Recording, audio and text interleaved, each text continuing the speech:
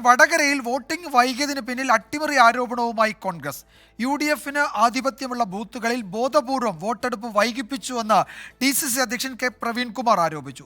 ഉദ്യോഗസ്ഥ തലത്തിൽ അട്ടിമറി നടന്നോ എന്ന് ഇലക്ഷൻ കമ്മീഷൻ പരിശോധിക്കുന്നുണ്ട് എന്ന് UDF സ്ഥാനാർത്ഥി ഷാഫി പറമ്പിലും പ്രതികരിച്ചു. കോഴിക്കോടും വടകരയിലും റെക്കോർഡ് ഭൂരിപക്ഷത്തിൽ UDF ജയിക്കും. പല വഴിയിലൂടെയും തെരഞ്ഞെടുപ്പ് ഫലം അട്ടിമറിക്കാൻ LDF ശ്രമം നടന്നെങ്കിലും ഒന്നും വിലപ്പോയില്ല.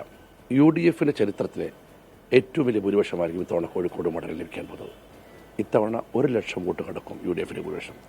ഷാഫി പറമ്പിൽ ലഭിക്കാൻ പോകുന്നത് UDFന്റെ ചരിത്രത്തിലെ ഏറ്റവും വലിയ ഭൂരിപക്ഷമായിരിക്കും. ഇപ്പോൾ കോഴിക്കോടാണെങ്കിൽ 7 ഇടത്തും MK രാഘവൻ മുന്നേറും. ഞാൻ ഉറപ്പിച്ച് പറയുന്നു, ഞങ്ങൾ ജയിക്കുമെന്ന് മാത്രമാണ് പറയുന്നത്.